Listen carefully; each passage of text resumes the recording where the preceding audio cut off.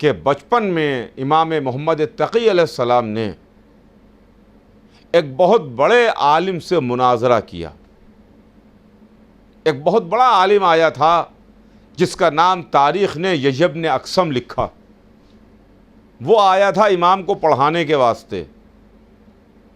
جب بادشاہ نے کہا کہ میں اپنی لڑکی کی شادی ان سے کروں گا، تو کسی نے کہا تھا کہ ان کو میں نے پڑھتے لکھتے نہیں دیکھا ہے، انہیں کچھ پڑھوا تو لو بادشاہ، تب اپنی لڑکی کی شادی کرنا.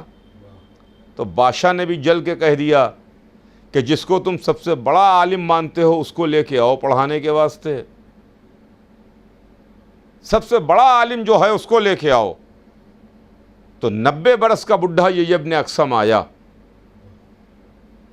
کمسن شہزادے کو پڑھانے کے واسطے، امام کو پڑھانے کے واسطے. تاریخ لکھتی ہے دربار سجا ہوا ہے، اہل علم بیٹھے ہوئے ہیں. ادھر وہ لوگ جنہیں اپنے علم پر بڑا ناز تھا، بڑا غرور تھا، وہ بیٹھے ہوئے ہیں. انہی میں ان سب کا سردار یحییٰ بن اقسم بھی بیٹھا ہوا ہے جس کی عمر 90 برس ہے. سر کے بال بھی سفید ہیں، چہرے کے بال بھی سفید ہیں، عمر بھی 90 برس کی ہے. اپنے علم پر بڑا ناز ہے، اپنے علم پر بڑا غرور ہے، اپنے علم پر بڑا گھمنڈ ہے. عزیزان گرامی، یہ ہمیں تاریخ سے پتہ چلتا ہے کہ کسی کو اپنے علم پر غرور نہیں کرنا چاہیے، گھمنڈ نہیں کرنا چاہیے. نہ آل محمد کے سامنے کوئی علم ہے، نہ آل محمد کے سامنے کوئی گھمنڈ ہے. تاریخ لکھتی ہے کہ امام تشریف فرما ہیں اور ادھر وہ بڈھا عالم بیٹھا ہوا ہے کہ بادشاہ نے حکم دیا کہ بسم اللہ سلسلہ شروع کیا جائے، درس و تدریس کا، پڑھنے لکھنے کا، سیکھنے اور سکھانے کا. کہ ایک مرتبہ وہ بڈھا کہتا ہے امام سے مخاطب ہو کے کہ میں کچھ پوچھوں آپ سے، کچھ سوال کروں؟ تو امام نے جواب دیا کہ جو تیرا دل چاہے پوچھ، جو تیرے دل میں آئے وہ سوال کر. عزیزان گرامی، یہ گھرانہ آل محمد کا گھرانہ ہے. یہی علی کا انداز تھا.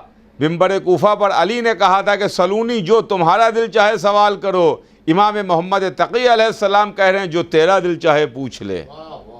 یہاں علم سے علم نہیں بدلا، انداز سے انداز نہیں بدلا، لہجے سے لہجہ نہیں بدلا.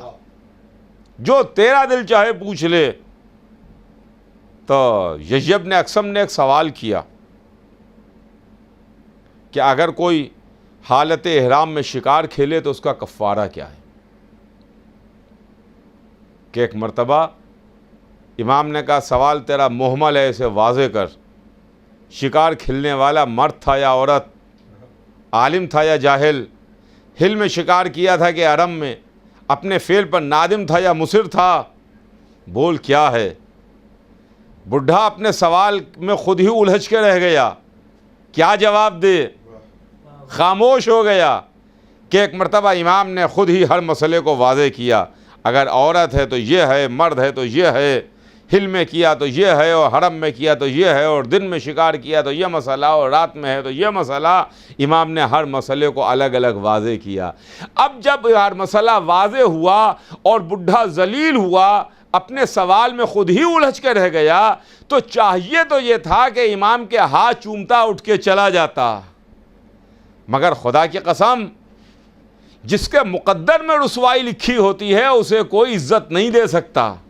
اور امامت کے مقابلے پر جو آ جائے وہ کبھی عزت نہیں پاتا. یہ ہم نے ہر دور میں دیکھ لیا، چاہے بعد رسول کا دور ہو چاہے آج کا زمانہ ہو. جو بھی امامت کے سامنے آیا وہ ذلیل ہوا، وہ رسوا ہوا، اور ایسا ذلیل اور رسوا ہوا کہ زمانہ اسے عزت نہ دے سکا. یزید بہت بڑا بادشاہ تھا، تخت پر تھا، حسین سے مقابلہ کیا، 1400 برس ہو گئے ہیں، خاک مذلت سے اٹھ نہیں پایا ہے. جو بھی امامت کے مقابلے پر آیا اور امام کے سامنے آیا. اس کے بعد تاریخ لکھتی ہے کہ اب امام نے اس بڈھے سے کہا، یحییٰ ابن اقسم سے کہا، کیا میں بھی آپ سے کچھ پوچھوں، میں بھی آپ سے سوال کروں؟ یہ دنیا میں اپنی نوعیت کا پہلا ہی واقعہ ہے کہ جہاں جو پڑھانے کے لیے آ رہا ہے اسے شاگرد پڑھا رہا ہے۔ بظاہر امام شاگرد ہیں اور یہ پڑھانے کے لیے آیا ہے، یہ استاد بن کے آیا ہے، لیکن خدا کی قسم امام تو کائنات کے استاد ہیں۔ یہ تو کائنات کو بتانے کے لیے آئے ہیں، کائنات میں پڑھانے کے واسطے آئے ہیں، یہ پڑھنے کے لیے نہیں آئے ہیں، اس سرکار سے، اس بارگاہ سے علم لے کے آئے ہیں۔ کہا میں بھی کچھ پوچھوں؟ تو اس نے کہا ہاں پوچھیے، آپ سوال کیجئے۔ کہ امام نے بہت ہی معمولی سا سوال کیا، چھوٹا سا سوال کیا، سامنے کا سوال تھا کہ ایک عورت پر نظر پڑی طلوع آفتاب سے قبل تو وہ حرام تھی، طلوع آفتاب کے بعد وہ حلال ہو گئی، ظہر کے وقت حرام ہو گئی، عصر کے وقت حلال ہو گئی، مغرب کے وقت حرام ہو گئی، عشاء کے وقت حلال ہو گئی۔ بتا وہ کون عورت ہے؟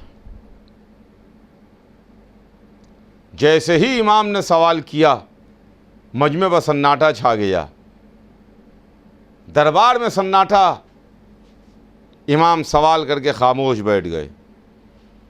پورا یقین تھا اس بات پر کہ ان کی عمریں تمام ہو جائیں گی مگر یہ سوال کا جواب نہیں دے پائیں گے۔ جلدی انہیں ہوتی ہے جنہیں یہ کھٹکا لگا رہتا ہے کہ صاحب ایسا نہ ہو کہ سوال کا جواب سوجھ جائے اور یہ جواب دے دیں۔ خاموش بیٹھا ہوا ہے، بڈھا سر جھکائے بیٹھا ہے، بادشاہ بھی خاموش بیٹھا ہے، وہ لوگ بھی بیٹھے ہوئے ہیں جو کہہ رہے ہیں کہ انہیں کچھ پڑھوا تو لیجئے۔ اگر بادشاہ سلامت آپ اپنی لڑکی کے ساتھ شادی کرنا چاہتے ہیں تو انہیں کچھ پڑھوا تو لیجئے۔ دربار میں سناٹا ہے۔ جب تاریخ لکھتی ہے کافی وقت گزر گیا کہ بادشاہ نے امام کی جانب ہاتھ جوڑے، کہا فرزند رسول اس میں سے کوئی نہ بتا پائے گا، کوئی نہ بتا پائے گا، آپ ہی سوال کو واضح کیجئے، آپ ہی اس کا جواب دیجئے۔ کہ امام مسکرائے اور مسکرا کے فرمایا کہ یہ کوئی سوال ہی نہیں ہے، یہ تو بالکل معمولی سی چیز ہے، سامنے کا معاملہ ہے۔ ایک کنیز تھی جس پر نظر پڑی تھی طلوع آفتاب سے پہلے، وہ حرام تھی، طلوع آفتاب کے بعد اسے خرید لیا، وہ حلال ہو گئی، ظہر کے وقت آزاد کر دیا، حرام ہو گئی، عصر کے وقت نکاح کر لیا، حلال ہو گئی، مغرب کے وقت اسے طلاق دے دی، حرام ہو گئی، عشاء کے وقت رجوع کر لیا، حلال ہو گئی۔ یہ کوئی مسئلہ ہی نہیں ہے، یہ تو کوئی سوال ہی نہیں تھا۔ تو عزیزان گرامی، وہ زوم، وہ غرور، وہ تکبر، وہ علم پر ناز و غرور تھا، وہ ایک ہی سوال میں اتر کے رہ گیا۔ یہ ہیں ہمارے نویں امام، امام محمد تقی علیہ السلام۔